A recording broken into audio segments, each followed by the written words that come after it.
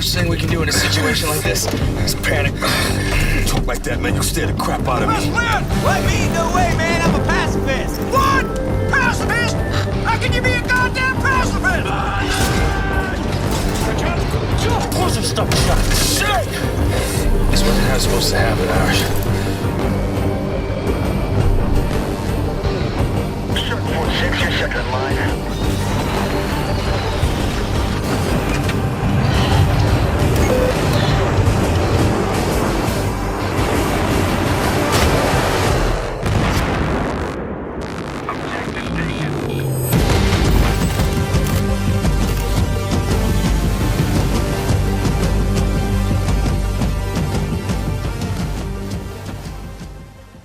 Few franchises in gaming have burned as brightly or stumbled as spectacularly as Battlefield.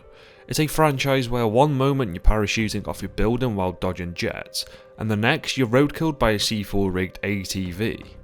That's Battlefield in a nutshell. It's always been about a wide open sandbox where someone will crash a helicopter into your tank just to see what happens. At its peak, Battlefield was setting the standard. It offered something no other series dared to replicate on the same scale. Massive battles with land, sea and air vehicles, massive player counts and maps that felt like real battlegrounds. It thrived on emergent gameplay. No QuickTime events, just raw, unscripted gameplay that was created by you. But the series hasn't had a clean trajectory all the way through. With each new game came a mix of brilliant ideas and painful missteps. Some entries were genre defining like Battlefield 3, others barely survived. And in recent years, Battlefield has struggled to figure out what kind of game it even wants to be. Is it a grounded military shooter? Is it futuristic, historical, class-based? Is it a hero shooter? Depending on the year, that answer changes. And yet for all the issues it's endured, there's something about the franchise that just keeps you coming back. It's the promise of scale, of stories that don't come from the writers at DICE but from you and the other 63 fucking maniacs on the same server. That's what's kept the community coming back. And in this video I want to have a look at everything that Battlefield has been. The highs, the lows, the bugs, the DLCs, and the moments we still love and laugh about. I'll go through every game, every expansion, and break down how the series evolved over time. What worked, what didn't, what changed the genre, and what nearly killed the franchise. So let's rewind to 2002, and the game that started it all.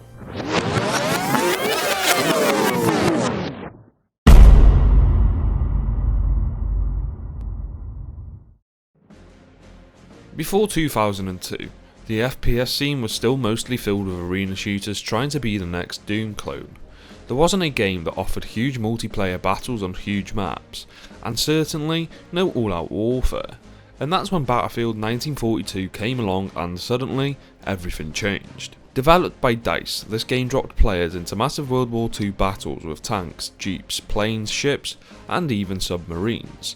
All of these vehicles were controllable. It wasn't just about shooting anymore, but it was about the battlefield as a whole.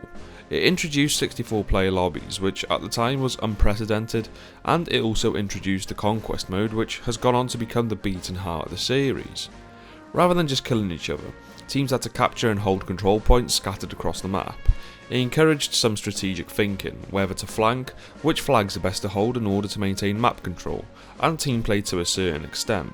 Because as we all know, Battlefield doesn't actually rely on team play as much as everyone likes to think. But the game was innovative and a huge success for DICE. Multiplayer in Battlefield 1942 was chaotic in the best way. Fighters dominated the skies whilst tanks rolled through towns and infantry ran for cover. The class system, which consisted of scout, assault, medic, engineer and anti-tank, laid the groundwork for future entries as has been a fundamental pillar upon which the franchise has been built on. Each class had a clear role, and learning to synergise with your team actually mattered and worked, well, to a certain extent. At least until some random guy stole your plane and kamikazed into a tank. But at the same time, that part is what made the game so appealing and fresh at the time.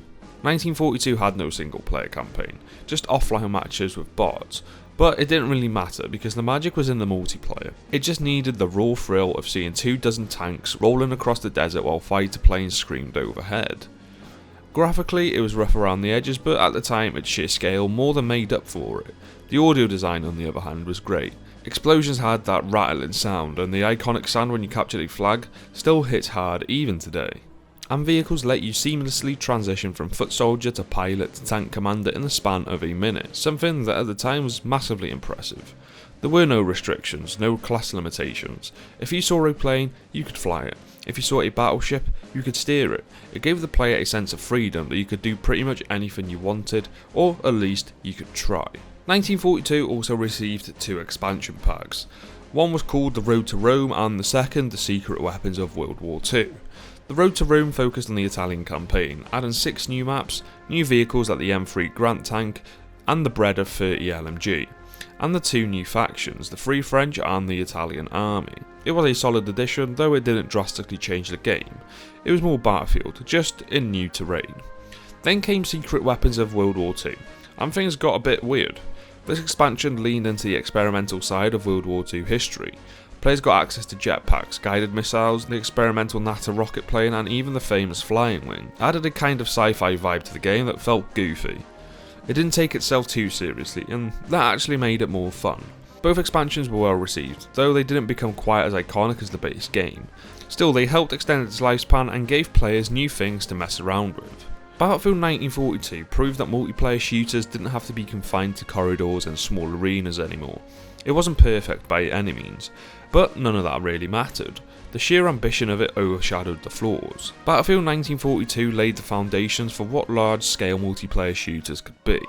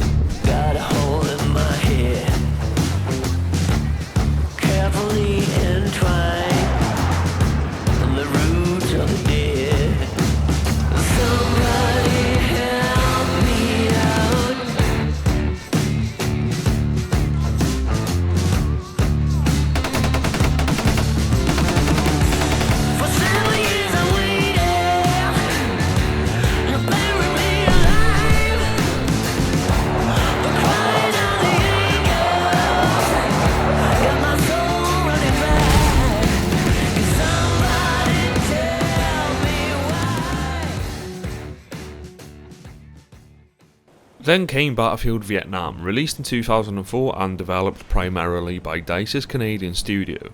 Battlefield Vietnam took everything that made 1942 great and gave it a jungle-flavoured twist, with more verticality, more asymmetry, and way more personality.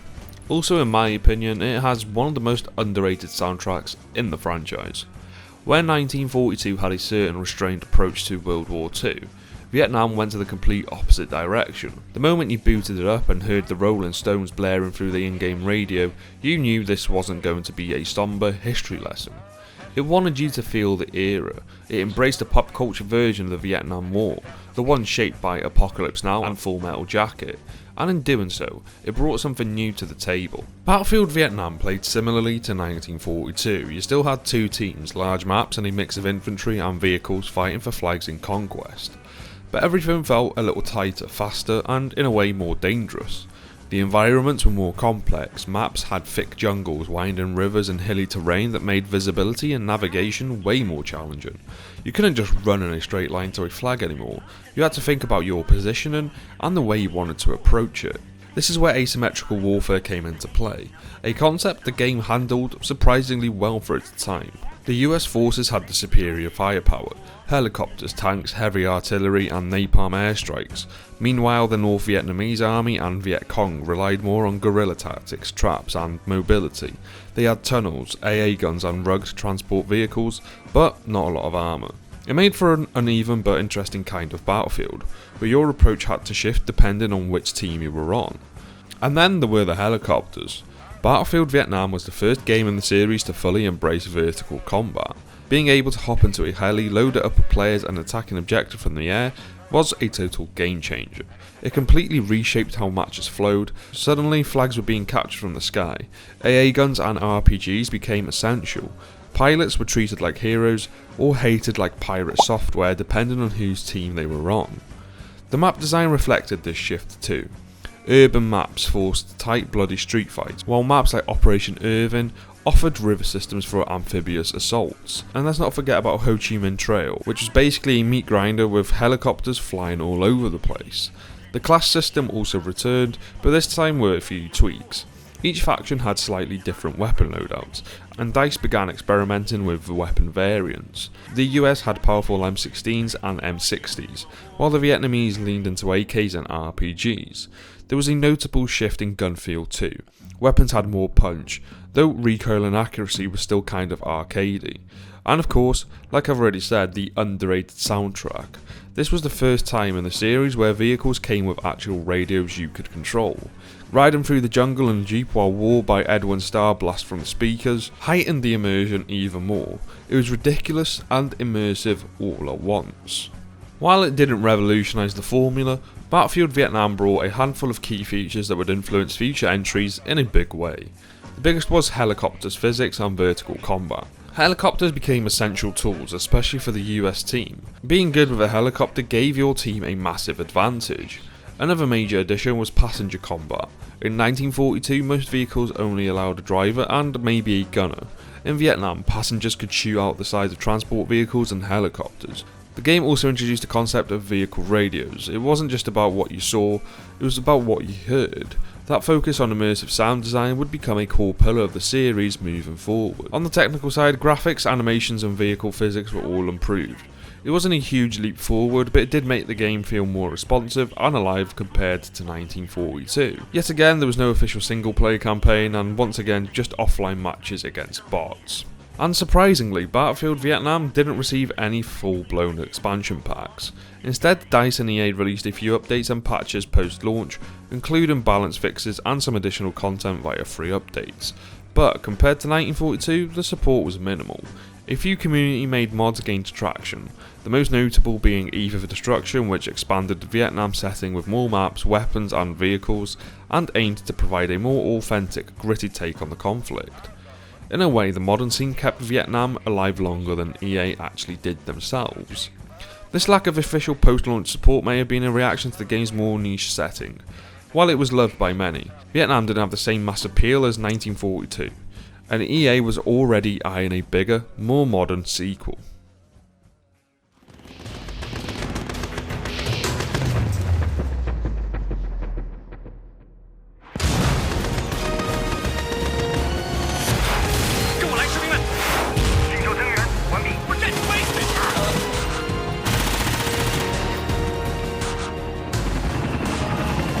Outpost is being overrun. Artillery firing.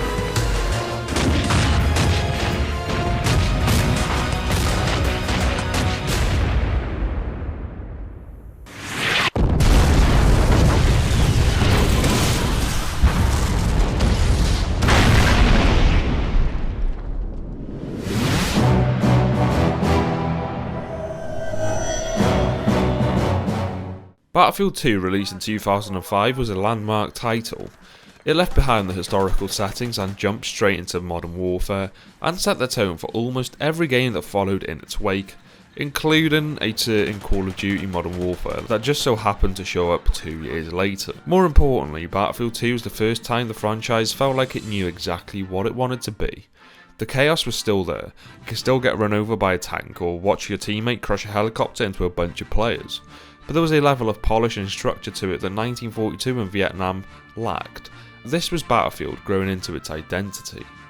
Gone were the Shermans and STG-44s. Battlefield 2 brought M4 carbines, F-35B jets, modern tanks, UAVs and heat-seeker missiles into the fold.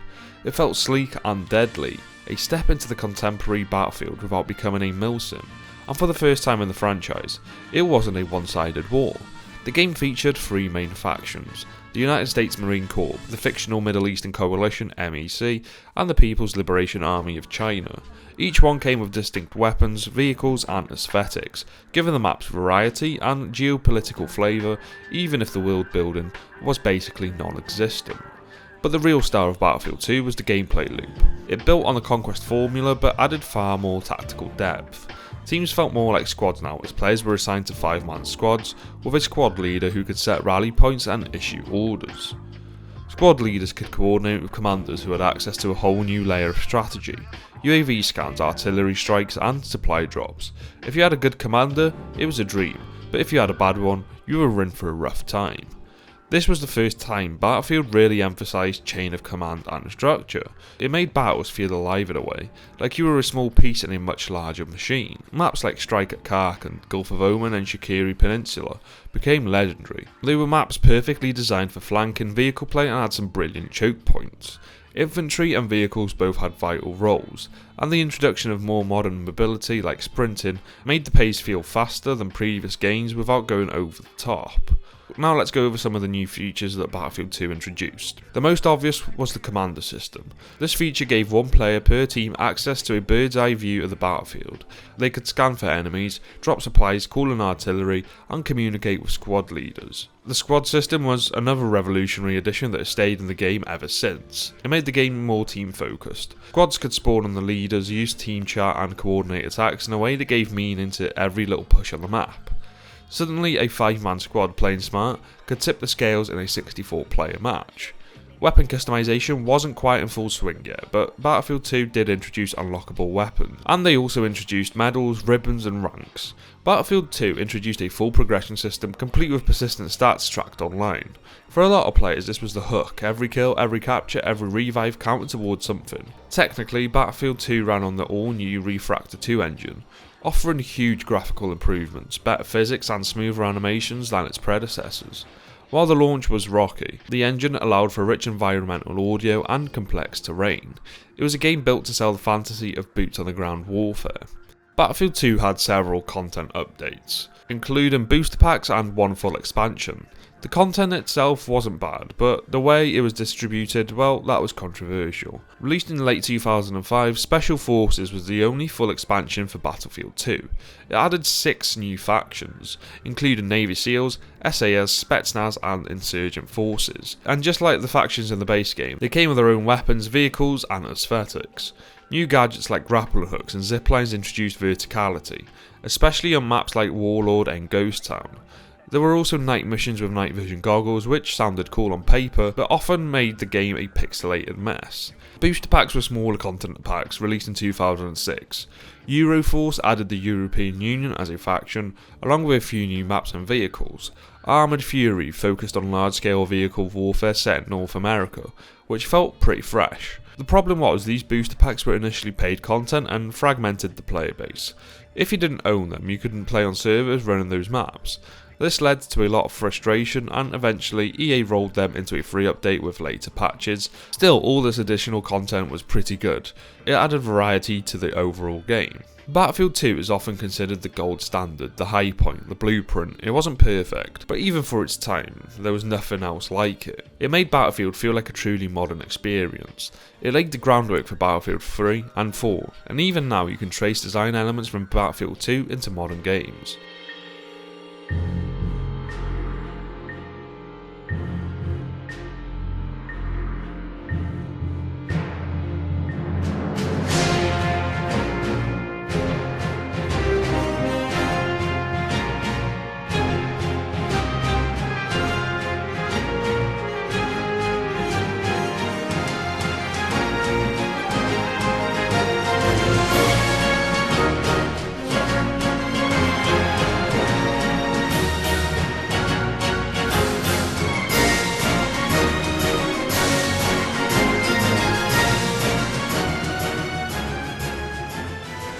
By late 2006, just a year after Battlefield 2, DICE did something bold.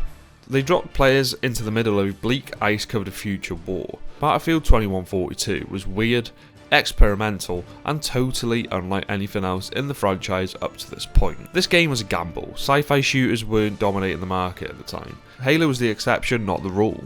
Most fans still wanted World War II or gritty modern warfare realism, but instead DICE shipped a full-scale futuristic battlefield with walking mechs, plasma weapons and giant floating fortresses called Titans. And you know what? It actually worked, at least for those who actually played it. Battlefield 2142 imagines a world gripped by a new ice age. Resources are scarce, the climate is collapsing, and the two remaining superpowers, the European Union and the Pan-Asian Coalition, are at each other's throats over land. The art direction leaned heavy into utilitarian futurism. It all looked like it could realistically exist just 100 years from now, like a crossover between District 9 and Battlefield.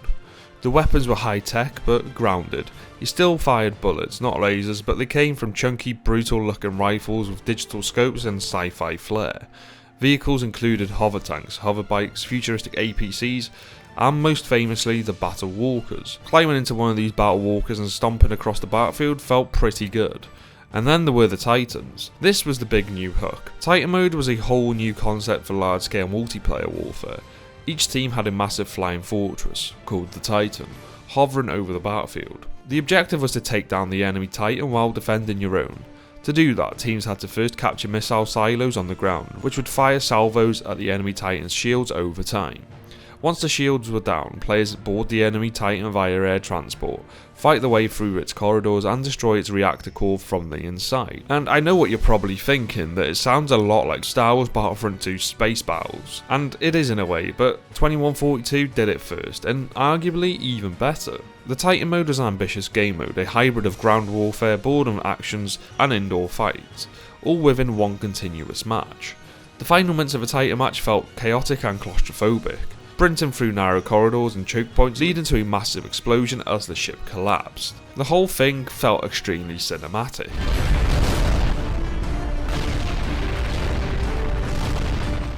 2142 streamlined the class system from Battlefield 2, narrowing it down just to 4 main classes: Assault, Engineer, Recon and Support. Players could customise these classes through unlockable equipment and attachments. This was the earliest true form of the modular class system that would later dominate Battlefield 3 and 4. You chose a base class, then tweaked it to fit your playstyle, and unlike earlier games, 2142 didn't make you wait dozens of hours to get good gear. You earned unlocks quickly, and each new gadget changed how you could contribute. Squads returned in full force, along with squad bonuses and spawn mechanics. Commanders were still part of the structure, but the real game-changing mechanic was the field upgrades, temporary enhancements you could earn mid-match for good performance. These might boost damage resistance, give you better accuracy, or even grant stealth detection. It was a small but meaningful addition. 2142 only ended up receiving one major expansion, but it was a good one. Northern Strike released just months after the base game, and it added 3 new maps set in the frozen cities of Central Europe. They were tight, infantry-focused maps, perfect for close-quarter gameplay. It also introduced 2 new vehicles, the fast-moving hoverbike and the European version of a battle walker, the Goliath. Most importantly, Northern Strike was one of the first EA experiments with online account-based DLC access. You had to tie the expansion to your EA account, which sounds normal now, but at the time it was quite a big deal and a little bit controversial. The content itself is solid, it didn't change the game much, but it gave the game some new maps and a lot more variety, especially for players who preferred infantry combat over large-scale vehicle maps. DICE never returned to the setting. The franchise turned its back on the future, chasing Modern Warfare, then World War I, and then Back to the Future again. And by 2008, Battlefield had a reputation. Big multiplayer, big maps, serious tone. It was a franchise for the hardcore PC crowd. It focused on realism in a way, tactical warfare, and big multiplayer matches. So when Battlefield Bad Company rolled onto consoles, it felt like the franchise had slammed on the brakes, and launched itself into something completely different.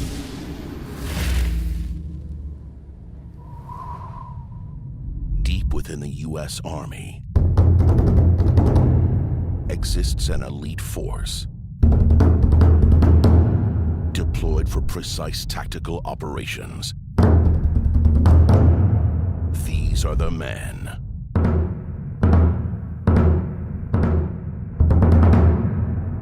Who are totally not the guys I was just talking about. I know what I'm doing. This is a shortcut. You know what you're doing. You know what you're doing. If I had a penny for every time you said that, I wouldn't be needing this gold. Hey, welcome to the sandbox. You smell very clean. The Army's launching an offensive, and we're going to be the first ones to go in. Haven't they got guys specially trained for that? Well, we're going in before them. They're too expensive to wait.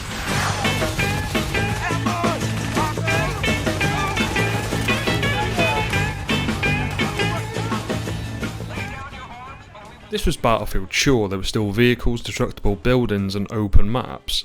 This was a sandbox FPS wrapped in a comedy action film, a bold, unapologetically console-focused reboot that laid the groundwork for everything the series would become in the next decade. After the modest success of Modern Combat, the team rebuilt Battlefield from the ground up using the brand new Frostbite engine. It redefined how environments worked in a multiplayer shooter, and it took destruction to a whole new level. Shooting at a building, it's just a lot of fun to do it.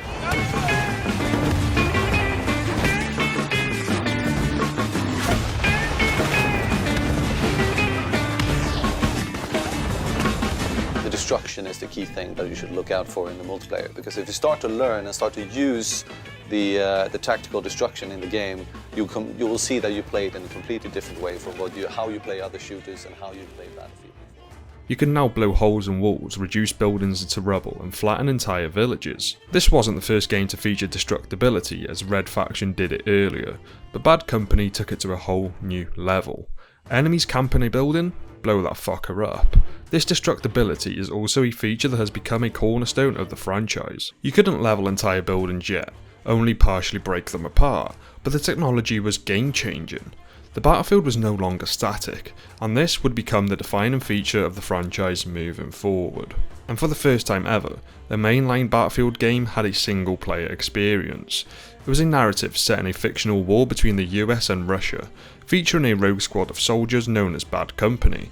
However, this was not some gritty war drama that you would expect. This was a satirical military comedy, and it absolutely leaned into it.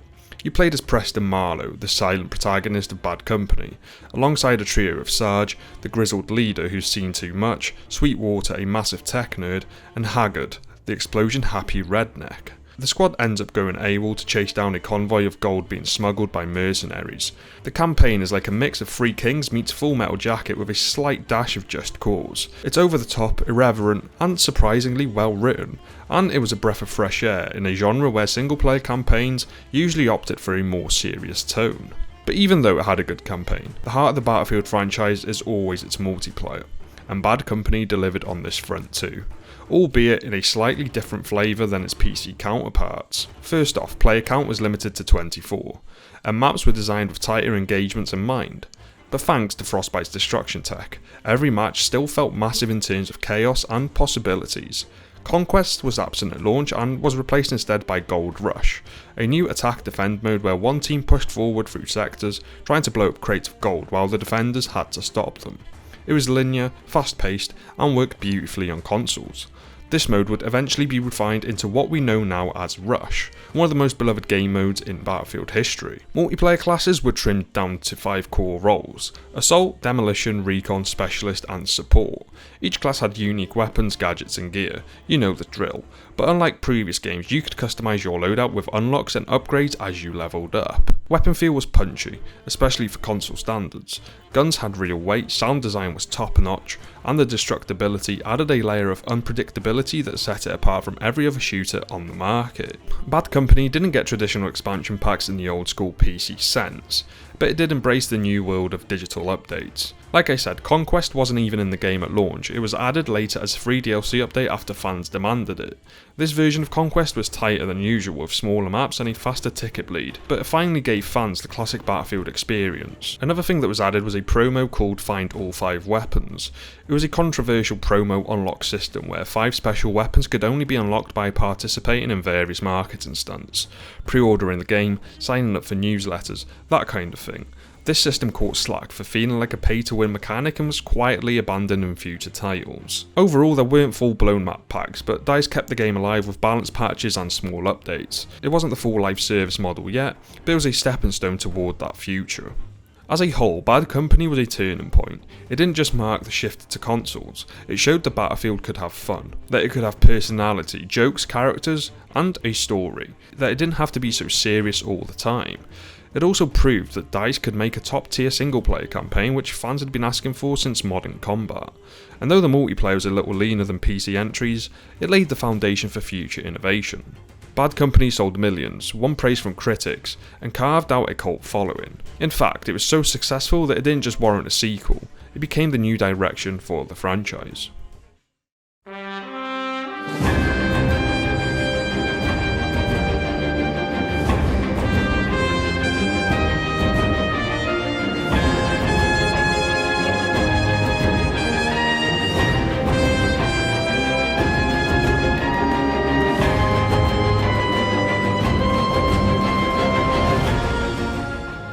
With Bad Company 2, it felt like DICE nailed down and perfected the formula from Bad Company. This game was a fantastic sequel. It was a sharpened, refined and expanded evolution of everything the first game hinted at. Better visuals, better gameplay, more destruction, smarter design, and a multiplayer experience that could finally go to toe with Call of Duty's best.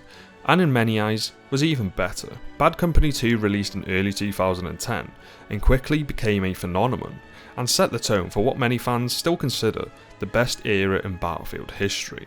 The single player campaign picks up with Preston Marlowe and his lovable group Bad Company once again in the spotlight.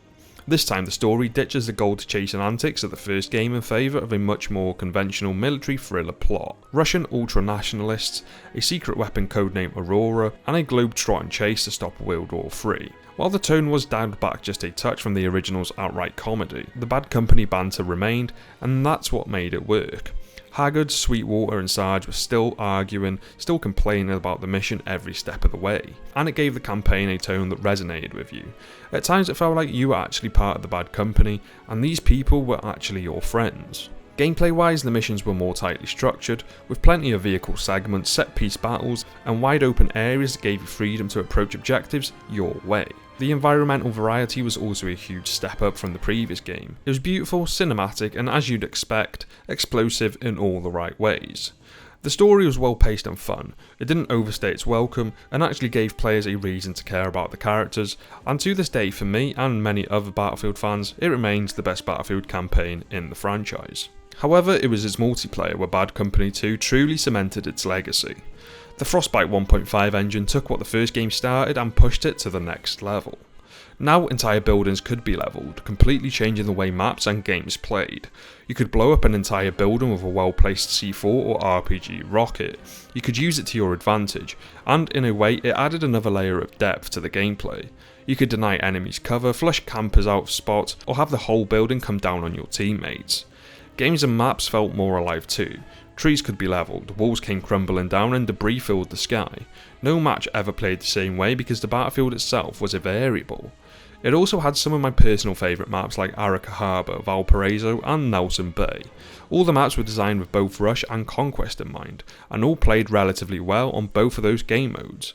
But I think the one mode everyone played more was Rush. Rush was now fully refined from its Gold Rush roots. Every map had sectors that forced teams to fight up hills, through towns, across bridges, with objectives placed in smart defensible areas that demanded a little bit of teamwork to break down. It was the perfect balance of chaos and skill. Arming an MCOM with only a few tickets left and pulling it off just in time was exhilarating. The sound of the MCOM is also a sound that I vividly remember today. Bad Company 2 kept the series' classic 4-class setup: Assault, Engineer, Medic and Recon. Each had clear roles but enough flexibility to adapt to different situations. Assault got ammo and grenade launchers, Engineers had repair tools and anti-vehicle weapons, Medics had LMGs and revived teammates, Recons could snipe, place motion sensors or rig MCOM stations with C4 and become the most annoying fuckers in the lobby. Now let's talk about the expansions, because Bad Company 2 delivered one of the best DLCs in franchise history. The Vietnam expansion was a complete overhaul.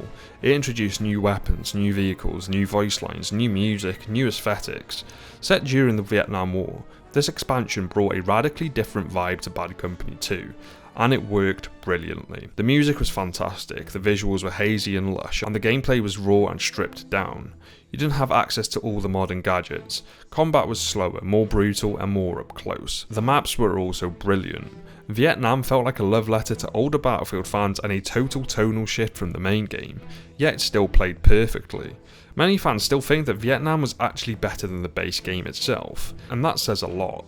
DICE also released several free map packs, which were essentially new game mode variants for existing maps, as well as weapon balance updates and quality of life tweaks. The game felt supported and fresh for a full year post-launch.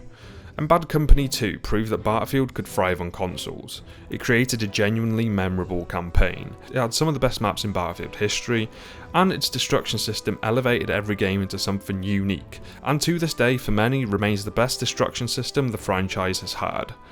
And yet, this was just the beginning, because what came next would be DICE's magnum opus.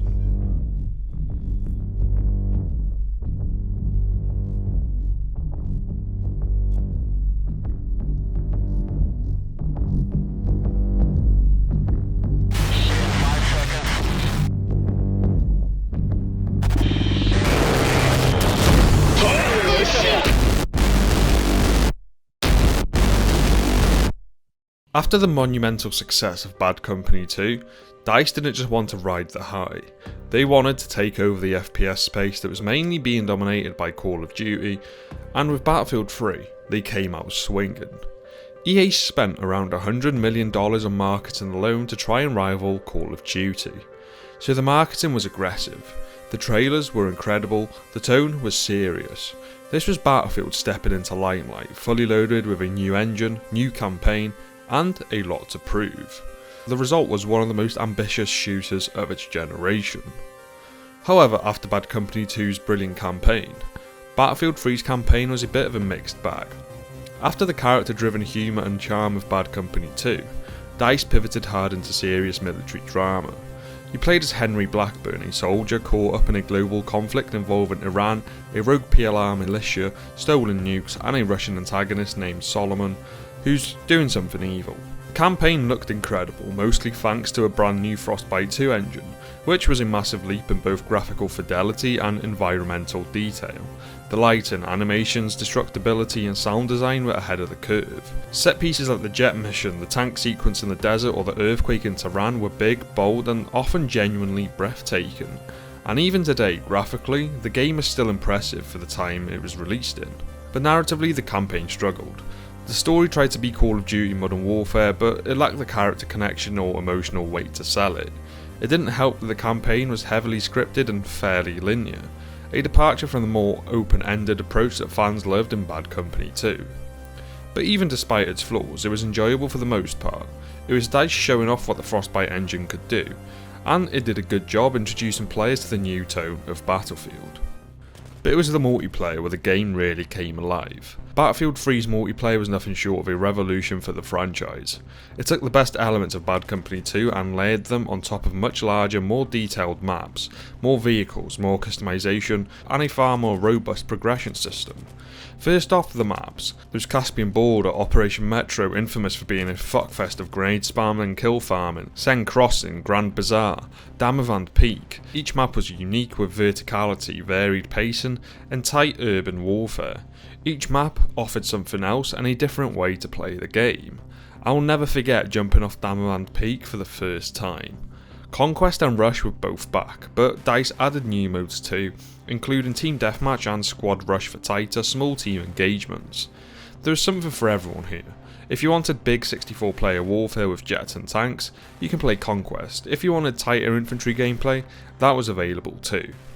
The gunplay was punchy, satisfying and far more refined than past entries. Bullet drop and recoil were more pronounced, weapon attachments mattered more, and the sound design was top notch yet again.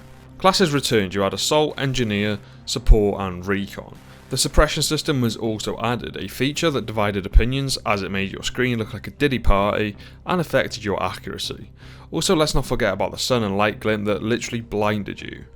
Jets were back in full force and DICE made air-to-air combat a viable reward and skill set. Helicopters, tanks, LAVs, mobile AA, they all had roles, counters and impact. Battlefield re-established that this was, after all, an all-out warfare game. And then there was Battlelog, a new external browser-based interface that let you manage friends, load out stats, and it came with a server browser.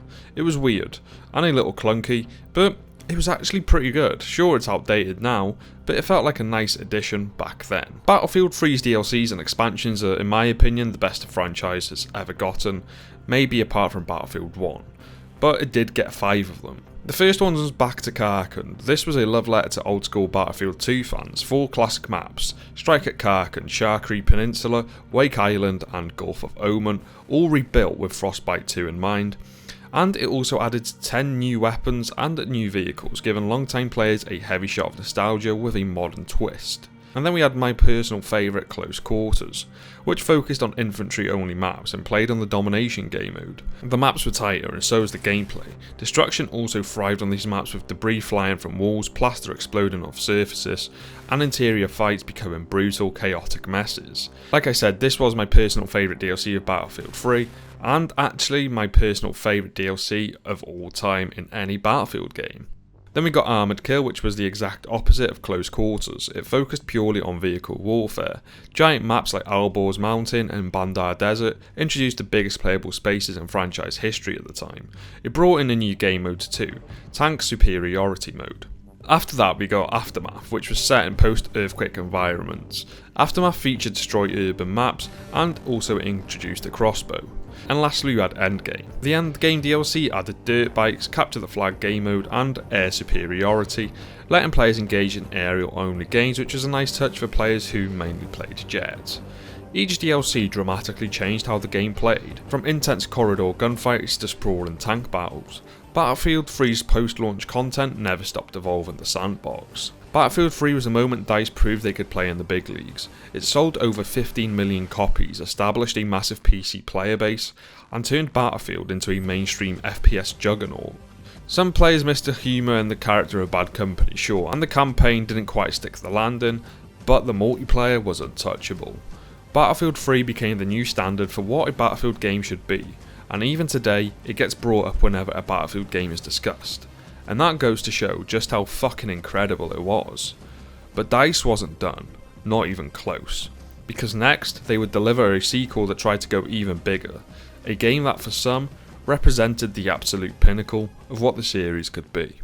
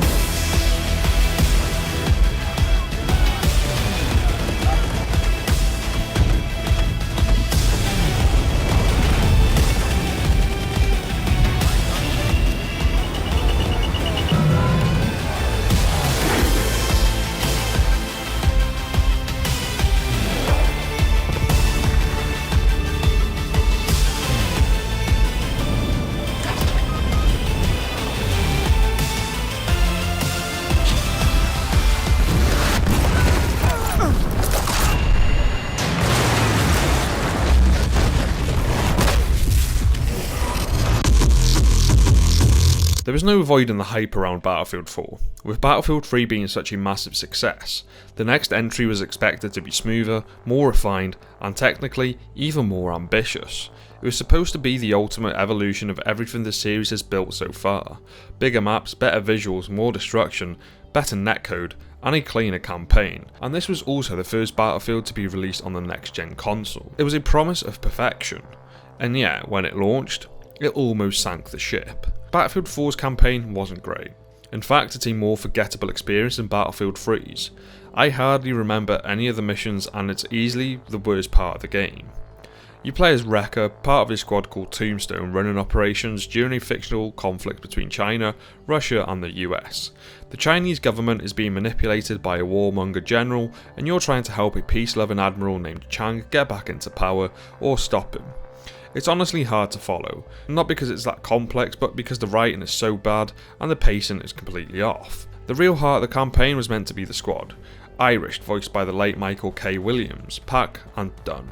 But outside of some cool voice acting and a few attempts at emotional moments, the characters felt underwritten and inconsistent. There's a scene where you're forced to choose who lives and who dies, but it's so unearned that it feels like the game is begging you to care even though it didn't do the groundwork for you to actually care. Visually, of course, it was brilliant. It was powered by Frostbite 3, everything looked slick, with hyper-detailed environments, fantastic water physics, better facial animation, and more environmental chaos. It all felt dynamic, cinematic, and at times even immersive, but that just wasn't enough. The campaign was flat, and worse, on launch, it was riddled with bugs, and those same bugs and issues carried over to multiplayer. Let's be absolutely clear, when Battlefield 4's multiplayer worked, and that's a big when, it was really good. Personally, I still preferred Battlefield 3, but Battlefield 4 was still a fantastic game when it actually worked. But on launch, the game was borderline unplayable. Servers were unstable, rubber banding was frequent, hit detection was all over the place, games would crash, and the players were pissed. DICE and EA were under immense pressure, and for good reason. This was not a minor hiccup, it was a broken game with a AAA price tag, but to their credit they did fix it. But it took months, and it was a shame because under the technical rubble was one of the best multiplayer experiences on the market. You had massive 64-player maps that were now available on console thanks to the PS4 and Xbox One. You had vehicle warfare, destructibility, and some of the most diverse environments the series had ever seen. Urban, forest, naval, desert, Battlefield 4 had it all. Maps like Siege of Shanghai with its collapsing skyscraper, or Paracel Storm where a ship would crash mid-match, were genuinely fantastic and would change how the map would be played, although sometimes that resulted in the map actually being worse. The term DICE used for these in-game events was Levolution, a system where major changes could happen mid-match to completely alter the map. A dam would collapse, a skyscraper would fall, a ship would crash into the shore. They shifted the flow of the game, but like I said, sometimes for better, but sometimes for worse. Siege of Shanghai, for example, was a pretty good map in my opinion, until the tower actually collapsed. And the novelty of the Levolution feature quickly wore off and it became sort of gimmicky. There was also a huge amount of content with Battlefield 4. Tons of weapons, dozens of attachments, a flexible class system that let you tweak gadgets, loadouts and perks. Vehicles had their own progression trees, Commander mode made a return from Battlefield 2, letting one player oversee the battle from above, drop supplies, issue orders and launch cruise missiles. It didn't catch on as much as hoped, but it was a cool idea. What wasn't such a great idea was the battle pack system. It was the beginning of a loot box style unlock system in the franchise, and it's one thing I hated the most about this game. You could unlock XP boost, weapon camos, and most annoyingly, weapon attachments. Despite its rocky launch, Battlefield 4's post-launch support was jam-packed. DICE and later DICE LA poured effort into fixing and expanding the game, turning it into an exceptional post-launch game. The first DLC was China Rising, which introduced 4 new maps, new weapons and new vehicles like dirt bikes. Nothing revolutionary, but overall it was a solid start. Then came Second Assault, which remastered 4 beloved Battlefield 3 maps in the Frostbite 3 engine. Operation Metro, Caspian Border, Gulf of Oman and Operation Firestorm all got visual upgrades and new twists, like altered sightlines or added Levolution elements. It was a cool nostalgic trip, and if Operation Locker wasn't enough of a fuckfest already, we now had Operation Metro to spice things up.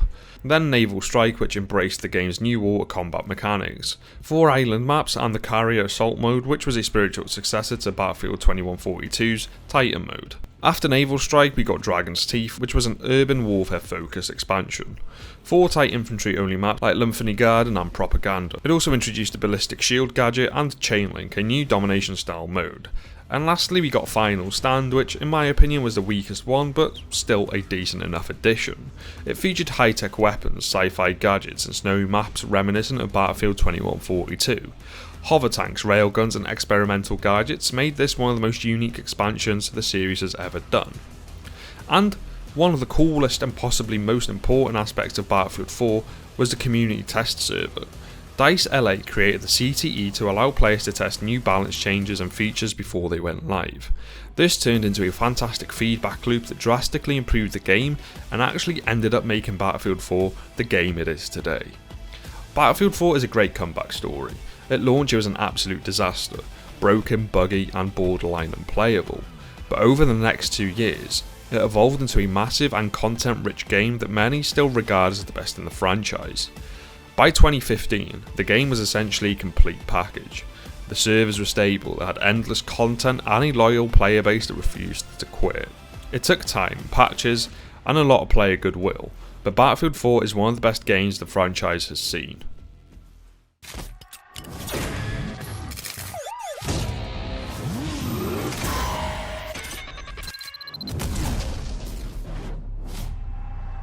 Battlefield Hardline isn't really a DICE game. It was developed primarily by Visceral Games, the studio best known for the Dead Space series. That alone made it an anomaly. Visceral had never made a multiplayer focused FPS on this scale, let alone one grounded in the sandbox chaos of Battlefield. So when EA handed them the keys, it came with a twist, because instead of military warfare, Visceral made Battlefield about cops and robbers. Let's start with the campaign. You play as Detective Nick Mendoza, a good cop in a corrupt system, trying to navigate a web of betrayal, dirty money and drug cartels. The campaign leans heavily into TV crime drama series, even going as far as splitting missions into episodes complete with previously on recaps and cliffhangers. Visceral really tried to make it feel like a series in game form. And credit where it's due, presentation was pretty good. The acting wasn't awful, but for a Battlefield campaign, it was bizarrely quiet. Missions often emphasised stealth and arrests over open combat, a drastic change to all the previous campaigns. You could use gadgets such as tasers, scanners, ziplines and grappling hooks. You could scan rooms before entering, tag enemies and plan your approach. Mechanics that you wouldn't normally associate with Battlefield. And the writing was still shallow. Visceral wanted a cinematic crime story, but it just didn't quite stick the landing. But as we know, Battlefield campaigns have never really been the main attraction. It's always been the multiplayer. And under the hood, Hardline still had the core foundations of any Battlefield game. Big maps, vehicles, squad play, destructibility, and so on. But all of those things were reskinned to fit the cops and robbers themes.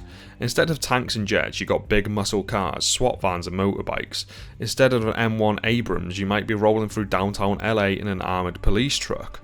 Guns were still there, but they were a mix of tactical SWAT gear and gang weaponry. Shotguns, carbines, handguns and the occasional absurd special weapon like a nail gun.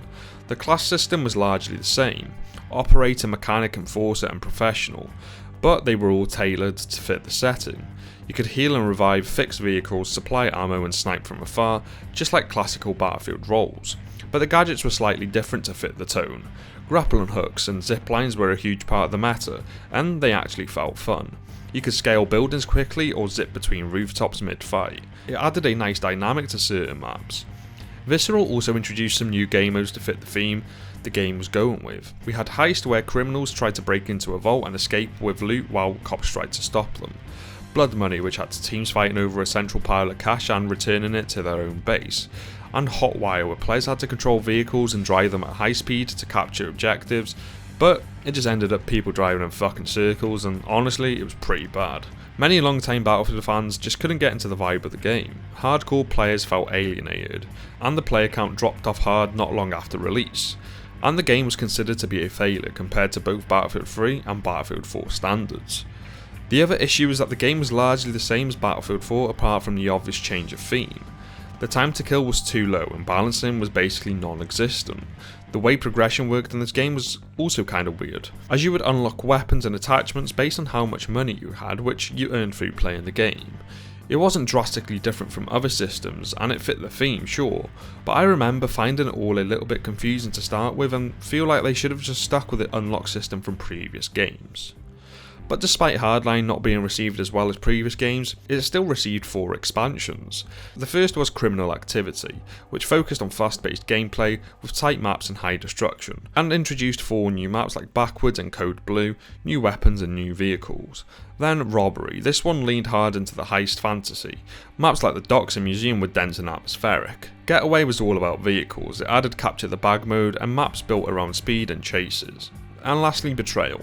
The final DLC was surprisingly strong. 4 maps including Alcatraz offered varied playstyles. It added new customization options and 13 new weapons, one of the largest additions in a single expansion. In hindsight, Hardline was a bold idea with solid gameplay that failed to appeal to either hardcore Battlefield fans or casual players. Its campaign lacked focus, and while its multiplayer wasn't all that bad, and personally I think it got way too much hate than it deserved, it just didn't resonate with a core player base. Visceral Games would eventually be shut down by EA in 2017, partway through development of a single-player Star Wars game. Their shot of Battlefield glory was over, and Hardline became not forgotten, but rarely revisited. Still, it paved the way for the next big pivot. After 2 modern games and a crime drama detour, DICE was ready to go back. The next game would do something no other Battlefield had done before. It would take the series to the First World War. They push. We push. Every once in a while, we push hard enough that the light breaks through the clouds,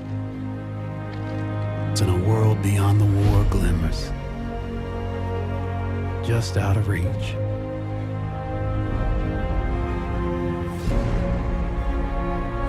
The war is the world, and the world is the war. But behind every gun sight is a human being. We are those people. We are the jaded, we are the naive, we are the honorable and the criminal.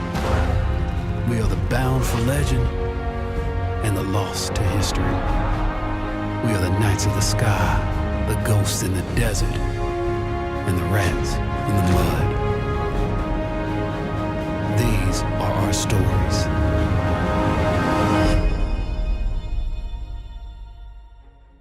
"2016 was a time where the FPS scene was being dominated by sci-fi jetpacks and movement-focused games like Titanfall and Call of Duty Black Ops 3 and Infinite Warfare. So DICE decided to do the exact opposite. They went back in time, not to World War II, which was already well-tread territory, but further, all the way back to World War I, a setting that most people considered too slow, too old, too limited for a fast-paced multiplayer game. But what DICE delivered was a masterpiece.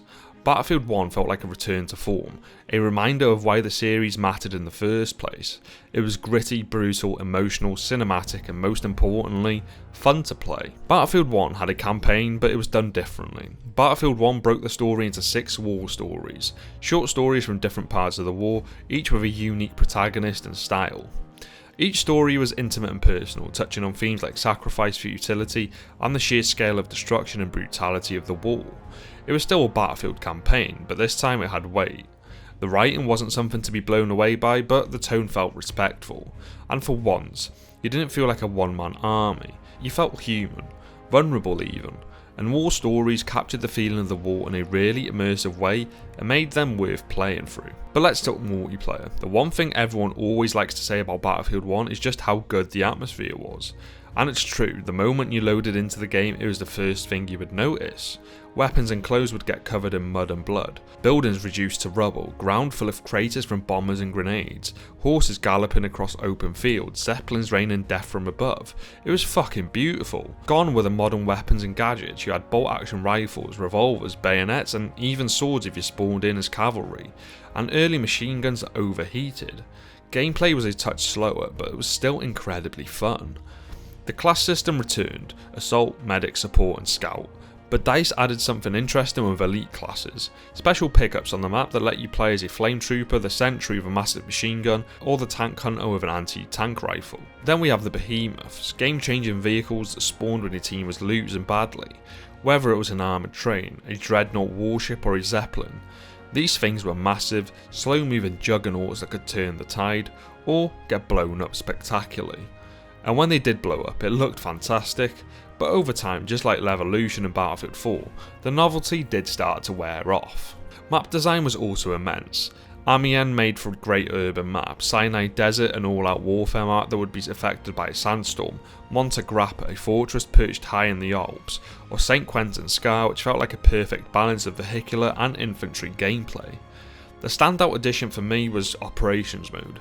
It combined Conquest and Rush into a battle across different sectors that could last up to an hour or at times even longer. Attackers had to capture points and push forward through several maps, while defenders had to hold the line and defend. It felt cinematic and was one of the highlights of Battlefield 1. Battlefield 1 was the last Battlefield game to feature paid expansion packs and the last game that was part of the famous Battlefield Premium Pass. And for me, it's still the best post-launch content any Battlefield game has had. It kicked off with They Shall Not Pass DLC, which added the French army along with new maps like Verdun Heights and Fort de Vaux, which captured the brutal, claustrophobic trench warfare of the Western Front. The new Char 2C Behemoth and the Trench Raider Elite class were also added. Then came In the Name of the Tsar. The Russian army joined the war with 6 new maps across snow-covered fields, mountain passes and frozen rivers, also adding new weapons, and this was my personal favourite of the whole game. Turning Tides then focused on naval warfare and amphibious assaults. Maps like Cape Helles and Zeeburger brought more verticality and close quarters fighting. The Royal Marines faction joined the game along with new destroyers and again more weapons. And lastly was the Apocalypse DLC, the darkest DLC out of all of them. Gritty ruined landscapes like Passchendaele and Razor's Edge painted a picture of total devastation. It also introduced Air Assault, a dogfight only mode. It closed out the game on a brutal, fitting note. Battlefield 1 was a high note. It brought the franchise back into the spotlight after a few years of soul-searching. Players fell in love with its blend of chaos and history, and for a moment it felt like Battlefield was untouchable again. It wasn't flawless, don't get me wrong. Weapon balance was an issue, grenade spam was an issue, spawn problems, and the Premium Pass model still stirred up controversy. But it was the boldest, most successful reinvention DICE has pulled off since Bad Company 2.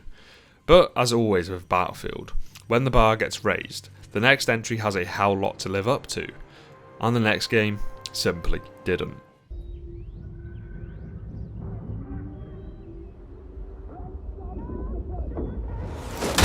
Find cover! Bloody move! Get out here!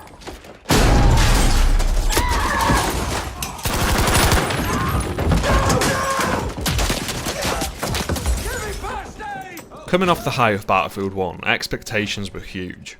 DICE had successfully taken a war not many people knew much about and made it into one of the best FPS games of the last decade. So when it was announced that Battlefield 5 would return to World War II, fans were cautiously optimistic. It was a return to familiar ground, the war that had launched the franchise. So what could go wrong? Well, as it turns out, just about everything. And most of it had nothing to do with the actual game. Before anyone even played the game, Battlefield 5 was already buried under a mountain of PR disaster. The reveal trailer featured a chaotic, over-the-top sequence of a British woman in face paint and with a prosthetic arm. It's fair to say it wasn't received well. Critics shouted about the outrage being rooted in misogyny. EA responded with a shrug and told people who didn't like it not to buy the game. But let's get into the actual game. And let's start with the campaign. Like Battlefield 1, DICE brought back the War Stories format, but they just weren't as good in Battlefield 5. You had missions set in Norway, North Africa and France, but none of them were really any good. The standout was arguably The Last Tiger, a late addition that put you in the boots of a German tank commander questioning his role as the war falls apart. It was a solid, somber piece of storytelling that felt like it belonged in a much better game. But by and large, the campaign was seen as filler, something that existed to say, yes, we have a single player, but without the care of gravity that defined Battlefield 1. But what about the multiplayer? Well, despite the backlash the game received, the gameplay itself wasn't actually terrible. The gunplay was decent, the movement fluid and more advanced than ever. You could grab onto ledges, jump through windows and roll to soften the blow upon landing. Vehicles felt more realistic to control and the game had a V1 rocket in it. For those who actually played it and pushed past the backlash, there was a pretty good game there. However, some core mechanics had been reworked that not everyone appreciated. Attrition meant you had limited ammo and health. It was supposed to encourage teamwork and resource management. However, in practice it really didn't work that well, because as I said earlier, as much as Battlefield likes to think it's about teamwork, it really isn't. Destruction was also great and looked better than ever, but the structure was chaotic. DICE launched the game with fewer maps than previous titles. The Tides of War live service model was supposed to replace Premium Pass, offering the new content for free over time, but the rollout was inconsistent, slow and often underwhelming. Features like Firestorm, the game's Battle Royale mode, came too late and with too little support, and required you to buy the game, making it much less accessible than other Battle Royales on the market. But that wasn't all. Balancing was all over the place and the constant changes made to TTK that no one asked for actually drove players away altogether. The game had a much larger focus on character customization too, with a lot of the skins feeling out of place. And the overall atmosphere and feel of the game didn't feel anywhere near as good as Battlefield 1 did. Something cool that was added was the fortification system, which let you build defensive structures on flags and sectors to hold off the attacking team. It was a cool feature that I wish we can see in future titles. Battlefield 5 was the first Battlefield game to leave the DLCs and Premium Pass behind and shift to the live service model. It was called The Tides of War and was split into different chapters.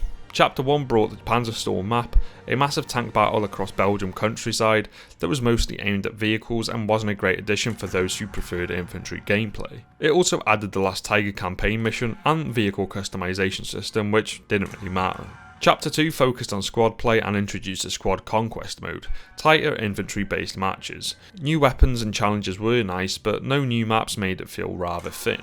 Chapter 3 was the launch of Firestorm, the Battle Royale mode. Decent foundation but no ongoing support, a missed opportunity. It also included Mercury, which was a Greek coastal map. Chapter 4 added small scale maps like Provence and Merita. Chapter 5 was the real moment where people said, wait, is Battlefield 5 actually good now? Because it introduced Iwo Jima, Pacific Storm and the return of the US and Japanese factions, alongside the Wake Island map. The maps were top tier, reminiscent of Battlefield 1942. It finally felt like a proper World War II Battlefield.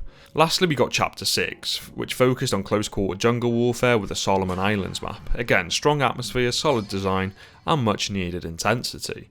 Unfortunately, this was the final chapter. In 2020, EA confirmed that they were done with Battlefield 5 updates. Despite clear potential and a slowly recovering community, the damage was done.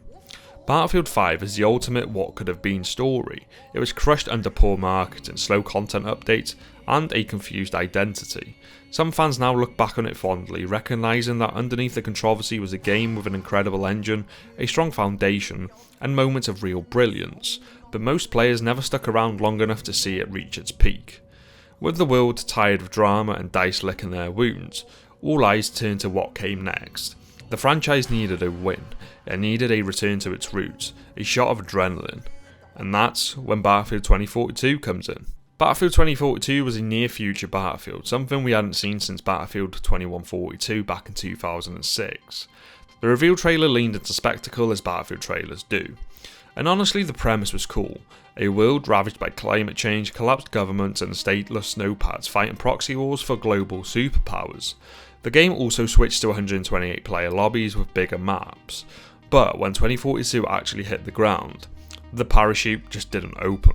Battlefield 2042 has no single player campaign. DICE positioned it as a multiplayer only experience, which wasn't a terrible idea. Battlefield's campaign have always been hit or miss, but I personally always enjoyed playing them regardless. But the problem wasn't that there was no campaign, it's that 2042 didn't offer anything substantial in its place. It felt soulless, expensive, hollow, like the shell of a better game. And the multiplayer wasn't any better. On paper, 2042 should have been amazing.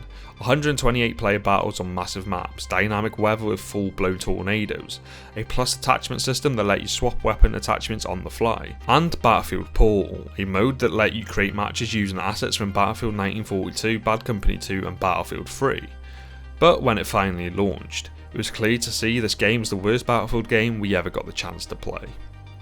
It had horrendous hit registration, glitches, bugs and constant crashes, specialists that replaced the fundamental class system, maps that were way too big and felt empty and flat. It also came with no scoreboard, no voice chat, no persistent lobbies, no server browser. It was baffling. This was supposed to be a AAA game, and yet it was missing basic features the series had since Battlefield 1942. Fans were pissed, reviewers hammered it, Steam reviews tanked, and within a week the player count was dropping drastically. Adding specialists into the game was one of the major controversies when it came to 2042. Sure, the game had other issues, but this one was the biggest because it stripped away the identity the franchise has been built on since Battlefield 1942. Instead of the traditional class system, 2042 introduced hero-style specialists with unique gadgets and abilities. One guy had a grappling hook, another could deploy a turret, you had someone with a wingsuit, someone with a riot shield, you could pick up any weapon and pair it with any specialist, whereas before weapons were mostly locked to a specific class with a little bit of leeway for some variation. The game's identity vanished. It felt less like Battlefield and more like a free-to-play hero shooter trying to compete with Apex Legends. And then there was Battlefield Portal, which was supposed to be a massive innovative feature. Yet it was anything but. It was mostly filled with farm and XP service, and DICE quickly stopped supporting it. It had the chance to be one of the best experiences Battlefield has ever created, and on paper it was, but in practice it simply didn't transfer.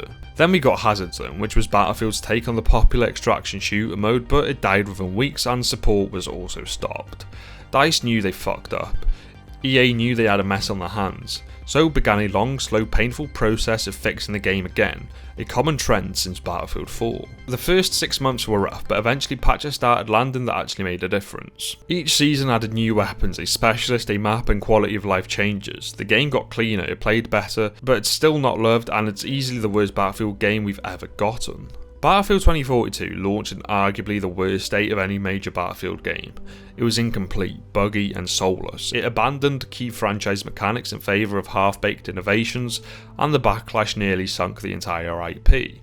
But credit where it's due, DICE didn't abandon it. The game today is drastically better than it was in 2021, although it's still not great. The class structure has returned to a certain extent, Portal is still terrible, and the core Battlefield DNA is still lacking.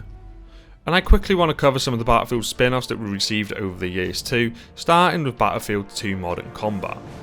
Despite its name, Battlefield 2 Modern Combat is not a console port of the PC exclusive Battlefield 2. Instead, it's a standalone entry built specifically for consoles with a unique campaign, different gameplay mechanics and an entirely separate multiplayer infrastructure.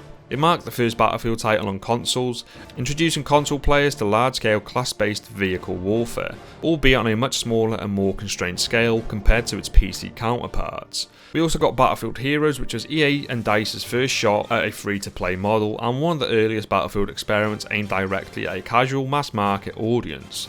Departing from the franchise's gritty military realism, Heroes embraced a cartoony, light-hearted and highly stylised aesthetic. Think of it as a Battlefield game with a Team Fortress 2 skin. Importantly, it also marked the first time the Battlefield franchise experimented with third-person gameplay, smaller scale combat, and persistent character customization.